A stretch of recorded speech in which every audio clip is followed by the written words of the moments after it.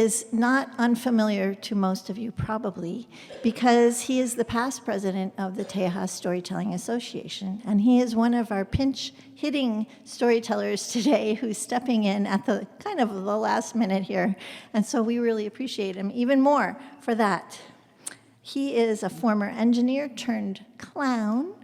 He is a balloon artist as well as a storyteller. He teaches math and science in a recovery high school. And he says he is always amazed by how the members of TSA come together to handle the task at hand, which he is doing this very day. So please welcome David Claunch.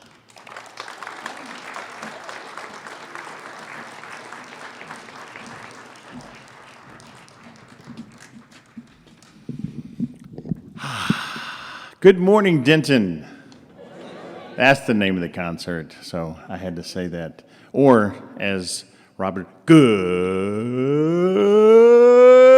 morning, Denton, Texas.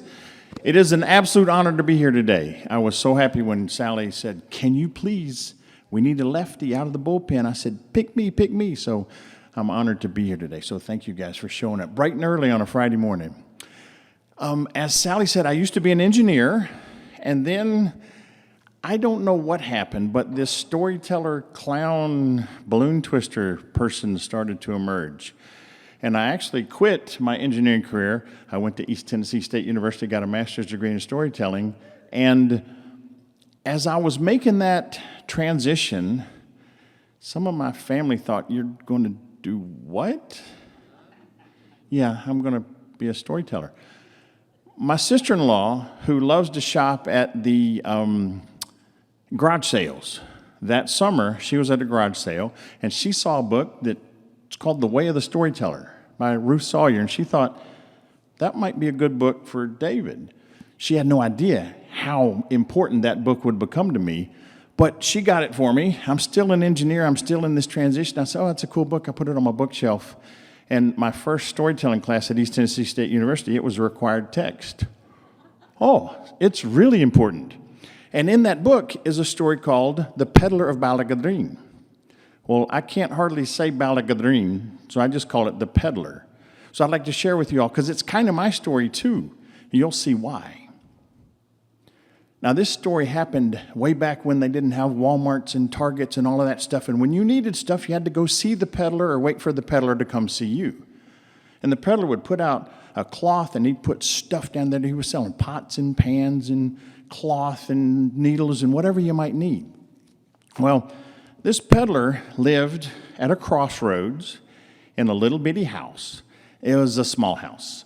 He could make his bed and stir a pot on the stove at the same time.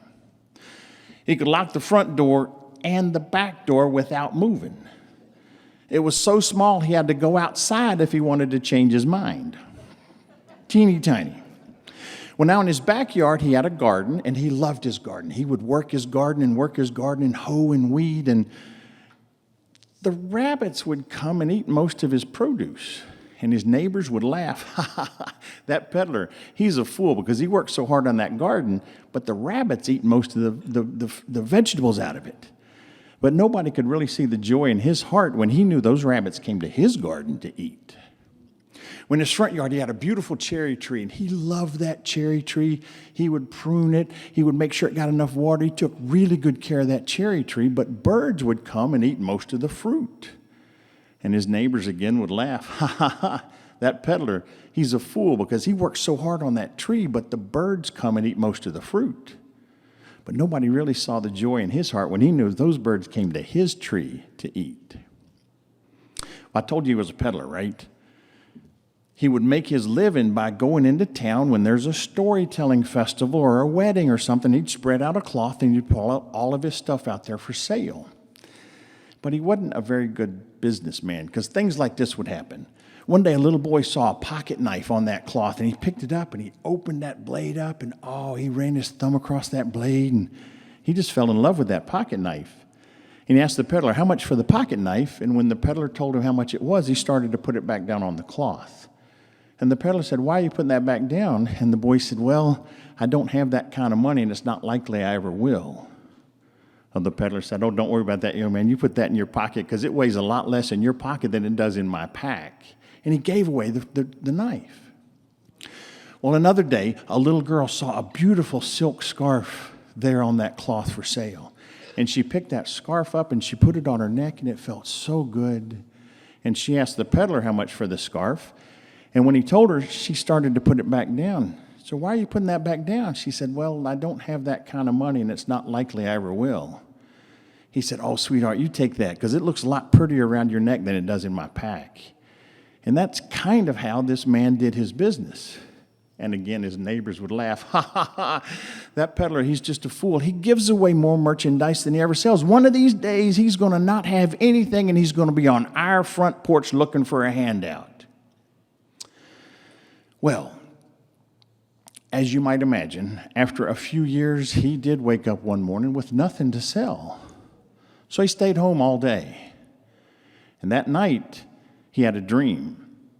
And in that dream, he was told that if he leaves that house at the crossroad with the beautiful garden in the back and the cherry tree in the front, if he leaves that house and goes on a journey through the town that he knows so well, onto that next town that he's never been to, and if he makes that long journey and finds the bridge in the middle of town and stands on that bridge and waits, he'll hear what he's supposed to hear and see what he's supposed to see. Well, he woke up that first morning and remembering that dream, and he looked outside, and it was cold and windy, and he looked at that one coat that he had that had a great big hole in the sleeve, and it's too cold. I can't make that journey. That's crazy. So he stayed home that day. Well, that night, he had that same dream. He's told if he leaves that house at the crossroads that he's so familiar with, goes through the town that he knows so well, and goes on to that next town that he's never been to, finds the bridge in the middle of town, and waits, he'll hear what he's supposed to hear and see what he's supposed to see. He wakes up that second morning, looks outside, it's still windy and cold. He looks at that coat. I can't make that journey. That night, same dream. Leave the house you're familiar with, go to that town you've never been to, find the bridge in the middle of town, wait, and you'll hear what you're supposed to hear and see what you're supposed to see. Well, if you've had that dream 3 nights in a row, you might be apt to do what it says, and the peddler did the same thing. So he put on that coat. He put on an extra shirt, too, because that hole in the sleeve, it was cold, and he left. And he went through that town that he was so familiar with. And he went to that next town, and he found the bridge right in the middle of town, just like he was told, and he stood on that bridge excited because he was going to hear what he's supposed to hear and see what he's supposed to see. And he stood there all day. And people passed him. They didn't even notice him standing on that bridge. They just kept walking by. Well, as the sun started to go down, he's cold, he's tired, and he's hungry. He knows he doesn't have the strength to make it all the way back home, so he's really just looking for a quiet corner to sleep in. And as he comes off the bridge, there's an innkeeper across the street that's been watching this all day. And the innkeeper hollers, hey, come here. Tell me, I've watched you all day. You stood on that bridge all day. What are you doing? And the innkeeper realizes, you're too cold and tired and hungry to even talk, aren't you? And the peddler nodded his head. So will you come sit by my fire? I will feed you if you satisfy my curiosity. So the peddler nodded. So he sat by the fireplace. He ate a big bowl of stew, maybe the best stew he'd ever eaten. And when his stomach was full and he was warm, the innkeeper said, now tell me, why did you stand on that bridge all day long? And the peddler told him about his dream. If I come to this town and stand on that bridge and wait, I'll hear what I'm supposed to hear and see what I'm supposed to see. And the innkeeper said, you came here and stood all day because of a dream? The innkeeper just laughed. Why, you're a fool. You can't do that. You can't follow dreams like that. That's crazy. That's insane. I'll tell you what I mean. The innkeeper said, just last night I had a dream. And in my dream, I was told that if I leave this town and I keep walking and walking and walking on this road, I'll eventually come to a little crossroad, and there'll be a house with a garden in the back and a tree in the front. And if I dig at the foot of that tree, I'll find a box of treasure. Have you ever heard such a silly story? Well, the peddler thought for a minute and realized he'd heard what he was supposed to hear and seen what he was supposed to see. So he thanked the innkeeper for his food and his warmth, and he started to walk home. And as he got closer and closer to home, he realized, wonder what this is going to be. So he got there, and he got his shovel out, and he dug at the foot of that tree. And after the 7th scoop of dirt, he hit something hard. And when he pulled it out and opened it, it truly was a box of treasure. And he spent the rest of his life giving that treasure away. And nobody could really see the joy in his heart as he gave away that treasure that he just found. And I told y'all that really is my story.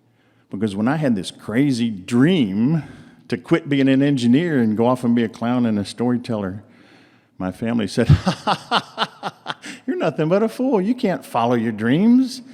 And yet I did, and that brings me to a place like this where I can share my treasure with you all.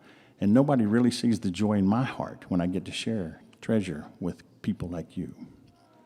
The Peddler. Thank you.